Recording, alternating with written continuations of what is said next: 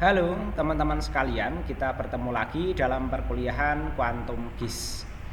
Kali ini kita akan belajar tentang pengenalan dari Quantum GIS dan cara instalasinya ya. Oke, tentang Quantum GIS ya. Jadi Quantum GIS atau nanti bisa kita singkat menjadi QGIS atau QGIS ya. Jadi nanti untuk penyebutan ini nanti kita bebas ya.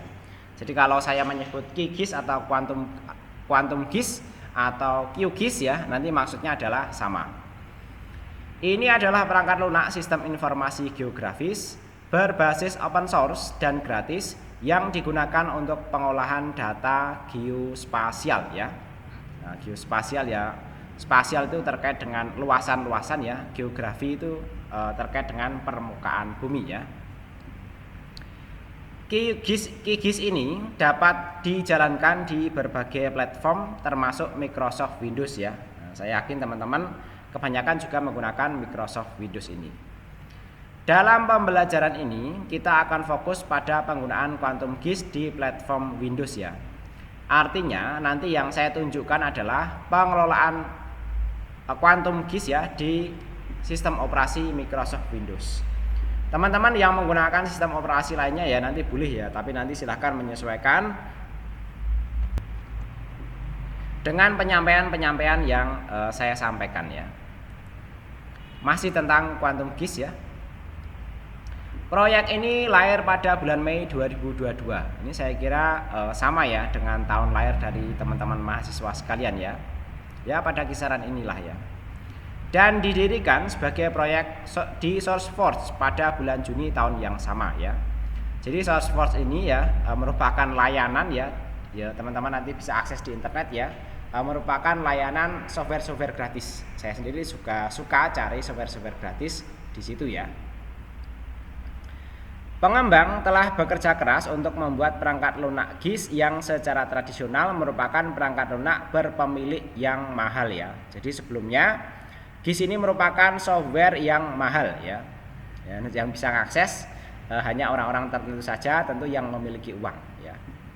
Nah, nanti software ini tersedia bagi siapa saja yang memiliki akses ke komputer pribadi atau PC lah ya. Ya, laptop kita ya termasuk komputer pribadi. QGIS ini saat ini berjalan di sebagian besar platform Unix ya, termasuk Windows, macOS dan nanti Linux ya. QGIS dikembangkan menggunakan Qt Toolkit ya. Nah, Qt Toolkit ini pengembang antarmuka ya. Nah, ini dan C++ ya. Jadi untuk Qt Toolkit ini biasa dipakai di Linux ya. Salah satu distro Linux ya. Biasanya produknya namanya KDE ya. Ini berarti bahwa QGIS terasa cepat dan memiliki antarmuka pengguna grafis atau GUI yang menyenangkan dan mudah digunakan ya. Lanjut ya, masih tentang QGIS ini ya. QGIS bertujuan untuk menjadikan GIS ya atau GIS ini ya, GIS ya bahasa Inggrisnya ya, yang mudah digunakan ya, menyediakan fungsi dan fitur umum yang biasa digunakan. Tujuan awal dari proyek ini adalah untuk menyediakan penampil data dari GIS ya. Awalnya hanya untuk menampilkan saja ya. QGIS telah mencapai titik evolusinya di mana ia digunakan untuk kebutuhan tampilan data GIS harian ya, dan untuk pengambilan data juga, serta untuk analisis GIS tingkat lanjut ya, dan untuk presentasi dalam bentuk peta, atlas dan laporan yang canggih ya. Saya sendiri ketika menyelesaikan S2 juga menggunakan fasilitas QGIS ini ya, sudah cukup canggih ya untuk membuat prediksi land use change atau perubahan tutupan lahan ya. Nah, nanti sudah bisa menggunakan QGIS ini. QGIS mendukung banyak format data raster dan vektor ya. Dengan dukungan format baru yang mudah ditambahkan dan digunakan menggunakan arsitektur plugin ini ya. Jadi pluginnya pun nanti banyak yang canggih-canggih ya kalau kita menggunakan QGIS ini. Nah, QGIS ini dirilis di bawah GNU General Public License atau GPL ya. Mengembangkan QGIS di bawah lisensi ini berarti kita dapat memeriksa dan memodifikasi kode sumber dan menjamin bahwa bahwa kita bisa menggunakan dengan happy ya, dan selalu memiliki akses ke program GIS yang bebas biaya dan dapat dimodifikasi secara bebas ya. Kita seharusnya telah menerima salinan lengkap dan lisensi dengan salinan QGIS kita, dan kita juga dapat menemukannya di Appendix GNU General Public License ya. Jadi nanti kalau ngecek lisensinya ya, cari di Appendix GPL ini ya. Nah, fitur-fitur dari Quantum GIS ini nanti kurang lebih seperti berikut ya. Yang pertama adalah gratis dan open source. QGIS tersedia secara gratis dan merupakan perangkat lunak open source. Ini berarti kita dapat mengunduh, menginstal, dan menggunakan QGIS tanpa biaya lisensi ya. Jadi nanti biayanya lainnya ya, kita modal laptop lah ya. Selain itu, kode sumbernya dapat diakses dan dimodifikasi oleh komunitas pengembang. Kemudian fitur yang kedua adalah multi platform. Meskipun dalam pembelajaran ini kita berkonsentrasi pada penggunaan QGIS di Windows, sebenarnya QGIS juga dapat diinstal di berbagai platform yang lainnya seperti Linux, macOS ya, yang terkenal itu ya, termasuk macOS dan Linux ya. Ini memungkinkan fleksibilitas dalam pemilihan sistem operasi ya. Kemudian fitur berikutnya adalah input data SIG. QGIS mendukung berbagai format data geospasial termasuk shapefile, GeoJSON, KML, dan banyak lainnya. Kalau KML ini nanti yang bisa kita ambil dari Google Earth ya. Nah, jadi nanti kita bisa berkolaborasi dengan Google Earth juga. Kita dapat mengimpor data SIG kita sendiri ke dalam QGIS untuk analisis lebih lanjut ya. Selanjutnya adalah pengolahan data geospasial. QGIS memiliki sejumlah alat untuk mengolah data geospasial termasuk analisis spasial, pembuatan peta, analisis overlay, analisis jaringan, dan banyak lagi. Kita dapat menggunakan QGIS untuk menjalankan berbagai tugas analisis geospasial ya. Nah, alternatif untuk perangkat lunak SIG komersial ya. Ini salah satu fiturnya yang kita bahas ya. Jadi QGIS sering digunakan sebagai alternatif untuk perangkat lunak SIG komersial seperti ArcView, ArcGIS, atau MapInfo Profesional ya. Jadi saya sendiri dulu belajar menggunakan yang ArcGIS ini ya. Tapi saya lihat ya, fiturnya lebih banyak di Quantum GIS ini ya. Ini memberikan kita pilihan yang ingin melakukan pekerjaan SIG tanpa biaya lisensi yang tinggi, karena hak cipta itu biayanya juga tinggi ya. Nah, untuk versi QGIS ya, ketika video ini saya buat ya, yang terbaru adalah 332 ini ya. Kemudian yang lama ya tapi cukup mapan ya, saya kira 218 ini ya. Jadi nanti mungkin saya akan bergantian ya menggunakan ini dan ini ya, karena saya menginstal dua-duanya. Tapi bagi teman-teman yang mungkin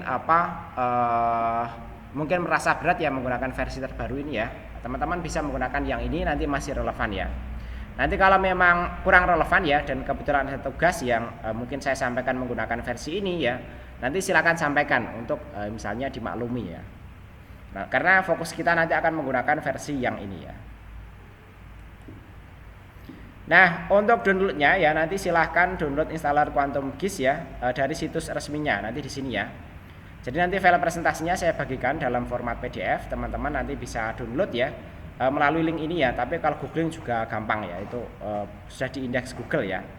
Tempat downloadnya ada di mana. Kemudian silakan download versi terbarunya atau menggunakan versi 28 ya. Saat ini ya versi terbarunya adalah 326. Ini versi yang standalone installer ya. Standalone installer itu ya yang bisa diinstal secara offline ya. Karena nanti ya ada versi lainnya yaitu versi network installer ya. Jadi memungkinkan untuk diinstal secara online. Teman-teman yang internetnya mungkin ya tidak lancar-lancar banget ya, saya sarankan yang standalone ini, sehingga nanti kita bisa fokus saat download ya. Sedangkan nanti ketika install ya tidak perlu jaringan internet lagi ya. Nah, nanti halamannya kurang lebih seperti ini ya. Ini standalone installer versi 326 ya. Rilis terbaru dengan fitur terlengkap ya. Tapi biasanya ya rekomendasinya adalah versi stabilnya. Ini panahnya mungkin perlu diabaikan lah ya. Nah, untuk tahapan instalasinya ya, nanti setelah di-download ya, nanti silakan buka filenya ya. Kemudian double klik filenya ya, yang telah di-download tadi ya. Selanjutnya ya, kita akan dihadapkan dengan jendela seperti ini ya. Nanti silahkan klik next saja untuk proses lebih lanjut ya. Ini halaman welcome saja ya. Kemudian berikutnya kita akan dihadapkan dengan jendela setujui license agreement dengan cara checklist I accept the term in the license agreement. Jadi kita klik saja, nanti akan tercentang di sini ya. Lalu klik next untuk melanjutkan ke tahap instalasi berikutnya. Klik bagian ini ya. Nah, berikutnya kita akan dihadapkan dengan jendela seperti ini ya, yaitu menentukan ya di mana folder instalasinya ada ya. Bawaannya dia ada di C program files QGIS ya. Tapi teman-teman kalau menghendaki ini terinstall di drive lain atau di folder lain boleh ya. Karena kalau kayak saya itu kan menggunakan deep freeze ya. Jadi saya perlu menginstal beberapa program itu di luar deep freeze atau di luar local disk C. Ya, itu saya pindah ya tempat saya ya. Tapi nanti kalau bingung soal itu ya nanti klik next saja lah ya. Nah, selanjutnya klik install ya. Jadi kalau yang tadi itu berupa persiapan dan persetujuan ya. Berikutnya nanti silahkan klik install ya untuk instalasi Quantum Disk ya. Nah, nanti ada proses seperti ini ya. Nanti silahkan ditunggu saja ya. Kalau sudah selesai nanti akan tampil halaman seperti ini ya. Teman-teman cukup klik finish ya. Dan sampai di sini ya proses instalasinya sudah selesai ya. Setelah proses instalasi selesai, selanjutnya kita akan mencoba untuk menjalankan dan melihat antarmuka dari Quantum GIS di Windows 10 ya. Jadi tempat saya juga Windows 10 ya. Di presentasi ini juga Windows 10 ya. Untuk menjalankannya silahkan klik pada start menu atau menu Windows button ya, kemudian cari QGIS desktop ya, seperti terlihat pada gambar berikut ini ya. Nah, nanti tulisannya seperti ini ya. Oke, ini mungkin sedikit demonstrasi ya. Jadi kalau sudah install ya, nanti kita akan dihadapkan dengan halaman seperti ini ya. Teman-teman bisa jalankan di ini ya, shortcut yang terbentuk di desktop ya, atau nanti bisa di start menu ya. Tempat saya menginstal dua-duanya ya. Start menu kalau kita cari ya, nanti masuk di kelompok Q ya. Oke, jadi karena saya punya dua ya, mungkin saya jalankan salah satunya, mungkin yang versi 28 ya. Untuk menjalankannya ya, nanti silahkan teman-teman pilih versi yang ada tulisannya desktop seperti ini ya. Kita klik saja ya.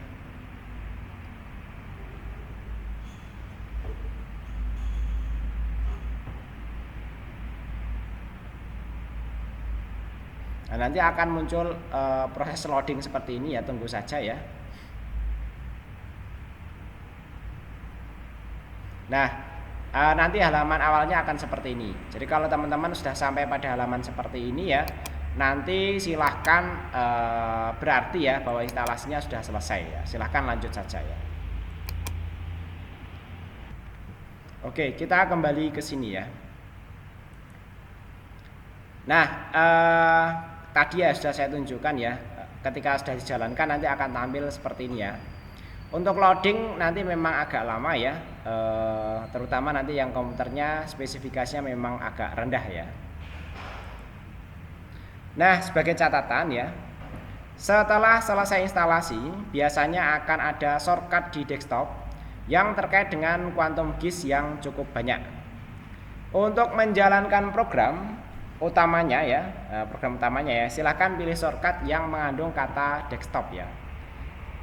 Tadi sudah saya tunjukkan ya.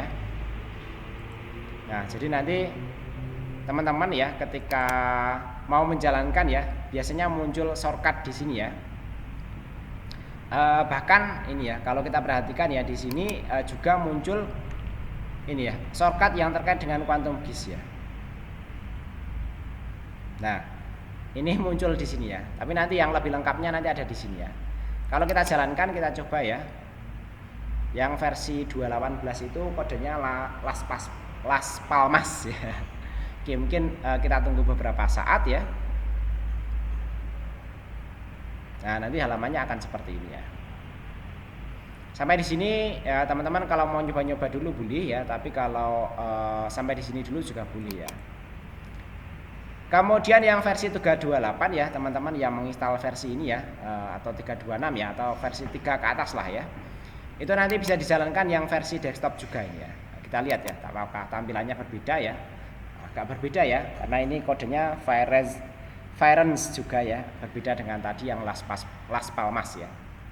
Nah, tampilannya ya mirip-mirip lah ya. Kalau yang ini belum saya install plugin macam-macam ya. Jadi nanti tampilan awalnya nanti kurang lebih seperti ini ya.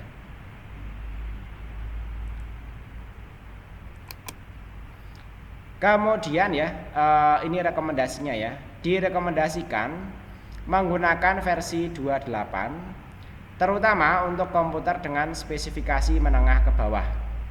Sebagian besar yang akan kita pelajari adalah versi 28 ini ya. Nah, nanti kalau kita pindah yang versi 3 sekian-sekian ya, itu sifatnya hanya uji coba saja ya. Teman-teman, setelah melihat video ini, saya harapkan proses instalasi sudah selesai dan masuk ke tahap berikutnya pada bab berikutnya nanti ya.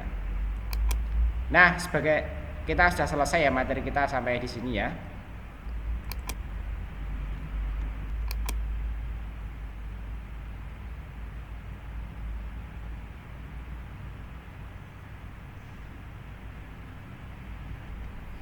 Nah, sudah selesai ya.